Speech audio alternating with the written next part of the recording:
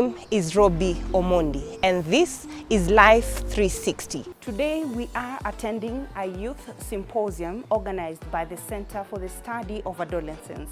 We cannot mention the Center for the Study of Adolescence without mentioning sexual and reproductive health and rights. Now, when you talk about sexual and reproductive health and rights in Kenya, many young people, girls, women, and even boys lack not only services but access to commodities.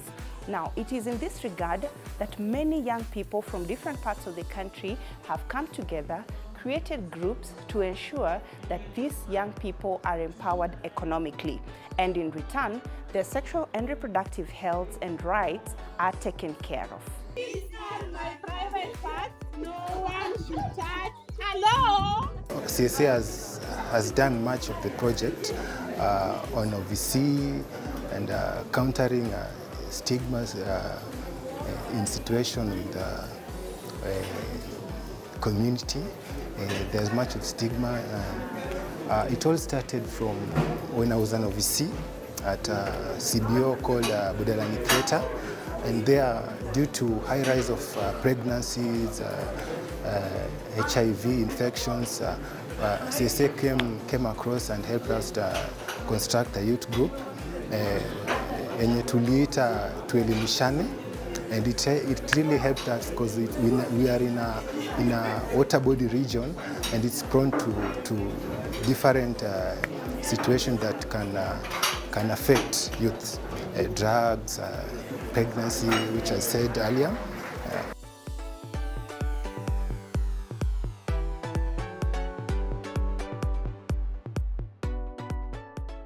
So sexual reproduction, it starts with the guardian and parents from the household. Information is the key, information and education.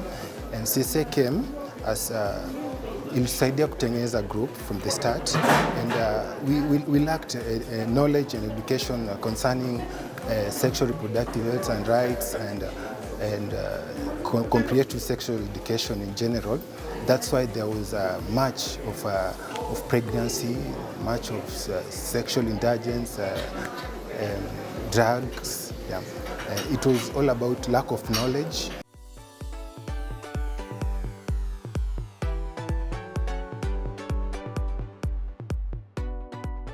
There was a time kama bado tuko na zile mafunzo, kama bado tunaendanga mkutano ya ile mafunzo yetu ya about CBT, ndo tukaanza kufunzwa about sexual reproductive education.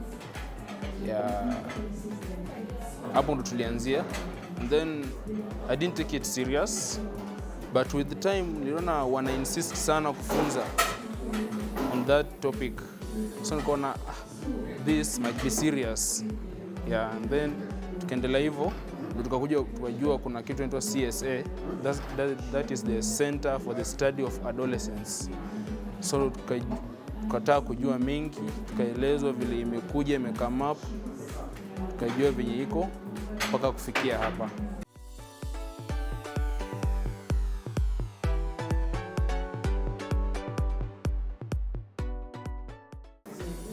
Kitu ya kwanza, sexual reproduction education, mtu akisikia kitu kama hiyo anajua obviously mambo ya wanawake, wasichana, wanaume tuhusiki, lakini nataka kuambia wanaume tunahusika tena pakubwa. Ujue utajikuta wapi siku moja, inafaa tu ujue. So for me, niliona ni kama nasumbuliwa, I'm feeling embarrassed. Just a topic hainihusu mimi mwanaume, ni mambo ya wasichana, wanawake. So mimi sikuchukulia serious. Waka kwa ile mikutano tu, kuna mkutano tuliitwa sasa the last one. Tukaambiwa this one sio wanawake peke yake, wanaume tunahusika kama mimi sasa. For now my youth, and kuna wakati pia nitakuwa na familia. Of course nitakuwa na mke na pia watoto, tutakuwa vijana, wasichana. So kwa hao wasichana na mama yao nitawahandle aje nisipopata hii mafunzo? So inabidi nipate mafunzo ndio nijue vile na wahandle.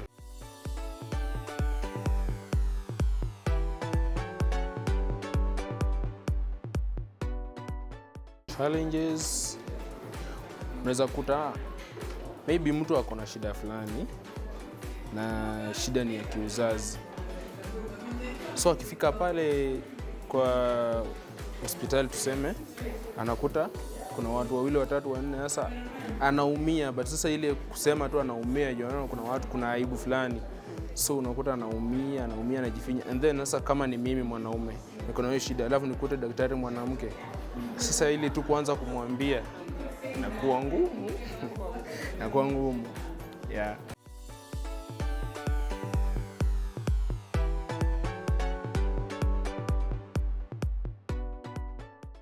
SHISOS is not just about a girl who is soaring. It is an acronym that stands for Sexual and Reproductive Health and Economic Empowerment, supporting out-of-school adolescents' rights and skills. And the project is basically about sexual and reproductive health and economic empowerment, and we also challenge harmful norms that bar girls, out-of-school adolescent girls and women from accessing reproductive health, especially contraception and other reproductive health services. Like I mentioned, we have an issue of cultural and social norms that where some people still believe that adolescents who access reproductive services, especially contraception, are promiscuous. So we are challenging that through an intervention called social analysis and action, where we identify these harmful norms and we bring together community members and we identify some of the issues that lead to teenage pregnancies and the reasons why it is important for out-of-school adolescent girls to access reproductive health services. Apart from that, we have the issue of stigma, and reasons why some of these girls have stigma is because of cultural norms.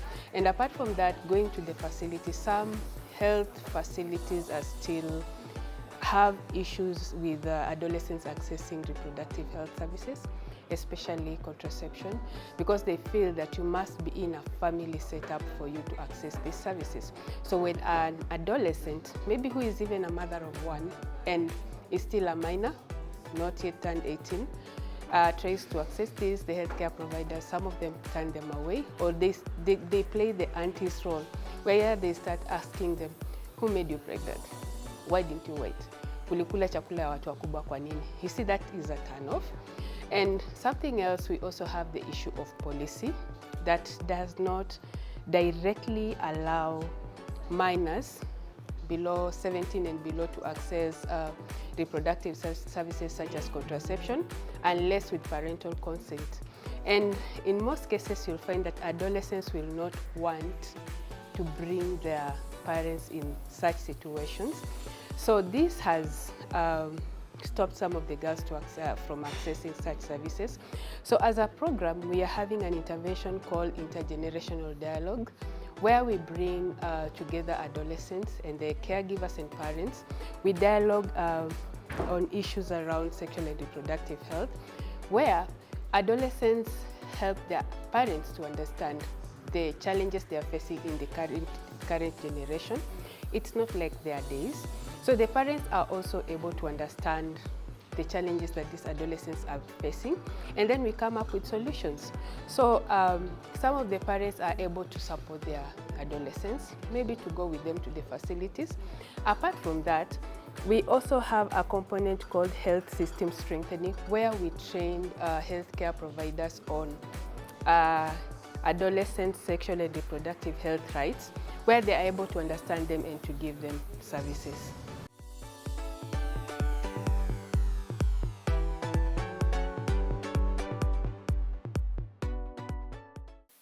So in Siaya, we form groups of 15 to 25 of adolescents, and then we train them on Youth Saving and Learning Association. So for Youth Saving, Learning and Association, they decide on the number of shares that they want to buy, and usually we do it in variables. For example, we do it 1 to 10 or 1 to 5. And then they decide on the share value. So for example, if one share is 50, and the variable is 1 to 10, then it means that someone can even actually buy 10 shares. So 10 shares is 500 Kenyan shillings.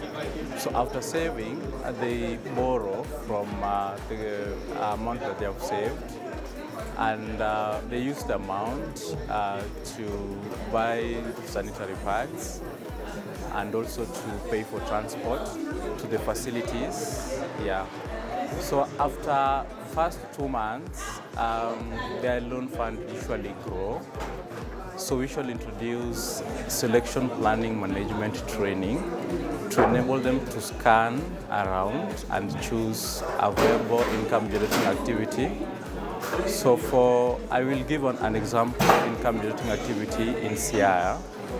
So we trained 17 participants from Karemo Youth Saving and Loaning Association. So these adolescents, most of them were selling fish and sardine as personal IGA.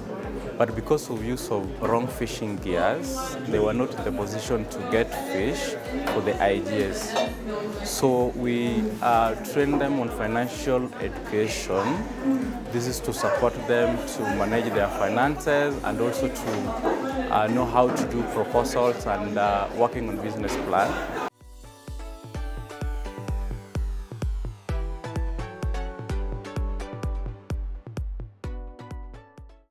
Over the years, the Center for the Study of Adolescence has provided SRHR information and linked young people to services as well in various public health facilities. And today, as we celebrate the 37 years of existence, it's also important for us to go beyond the programming, but also look at the policies that we have, both at the national and at the county level, and do they address the adolescents and young people's needs to access SRHR information and services in a youth-friendly manner. We do acknowledge the effort that has been put in place by our various duty bearers, more so the Ministry of Health and the Department of Health in the various counties where CSA works in ensuring that we have policies that address the sexual, reproductive health and rights needs of adolescents and young people. And for us here in this celebration, ours is just to reaffirm our commitment as an organization to also continue advocating for the rights of adolescents, especially in ensuring access to sexual reproductive health rights information and services without limitation, without discrimination, and ensuring that they also access youth-friendly services.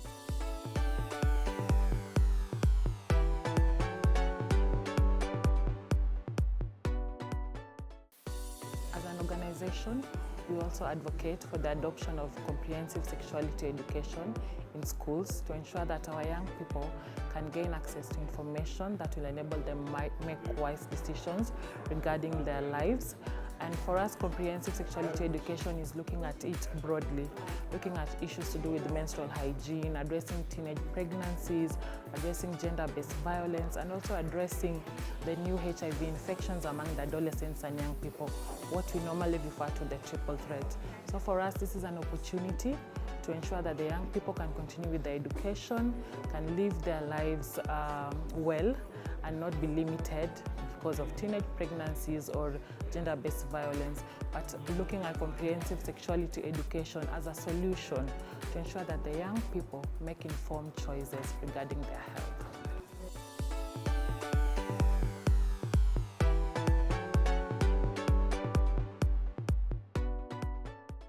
We are recognizing them as active agents, experts in their own realities, and it's good to know that based on the engagements they had in this space, we can see a potential for them to grow, to go out and engage other young people from minoritized communities, young people from marginalized communities. And hopefully this will also expand the reach. It will spread the message that young people are key decision makers. They can be engaged and they should be engaged, and we also need to invest in their movements. The experience was also great for us to reconnect and to strengthen our partnerships with the government, with our development partners. They've been working with us for 37 years, but it's moments like this that remind them of the actual impact they have in the lives of young people. And I think the biggest celebration also was to celebrate the founders. Yeah, just the vision bearers who brought all this together, because 37 years ago, they recognize the importance of really focusing on the overall welfare of adolescents and young people, and that was the vision that gave birth to the Center for the Study of Adolescence.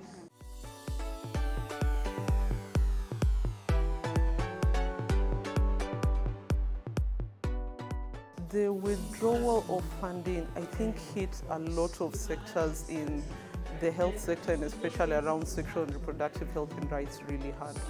We saw critical funding being pulled back from services such as contraceptives, menstrual hygiene, HIV and AIDS research, treatment, and care. We also saw funding being pulled back from youth movements, youth-led movements, youth-led organizations. And the impact we've seen is that, first of all, it's very demoralizing for people who've been working for so many years to have all these gains, just to get to a point where they're told, it's almost like you're being told, we no longer believe in you, we no longer believe in your vision, or that your needs are not a priority. So we have a lot of organizations, we have a lot of movements being shaken. We also have them struggling to figure out how to reposition themselves, because the need is still there, the services are still needed, communities still need access to these services. Sexual reproductive health and rights remains a human rights issue, and defunding it definitely has a human rights impact, a very real human impact on the community. The good thing is that we are also seeing a lot of re-strategizing happening. We're seeing young people, we're seeing movements, we're seeing CSO movements thinking about how can we collaborate, how can we seek other types of funding, how can we diversify the kind of services we give, just to try and pivot around that. So the impact is very real. I continue to reiterate that it has a human impact. Yeah, lives are being affected, but at the end of the day, we are bruised but not beaten down. The movement continues to be strong. We continue to work towards the young people and the adolescents that we serve. Because we see donors, or maybe the funding shrinking, we have even the civic space is closing, and this sexual reproductive health and rights is becoming more complex and complex, not just in all the two consonants, because we have the rights and health in there, which are also very debatable, but it's a lot of uncomfortable questions which are being raised. And my challenge to us, what are we doing to prepare young people to live in this reality? Listening to these conversations, the stories and the encouragement that comes with these young people enhancing and ensuring sexual reproductive health in their communities, one thing stands out. Policies are there, measures have been taken, but the implementation is where rubber hits the road. Now, all partners come together to ensure that wherever you are as a young person in this country, you can access any services, any commodities that regard to sexual and reproductive health. And that is what we do here at Life 360. Until next time, my name is Robbie Omondi.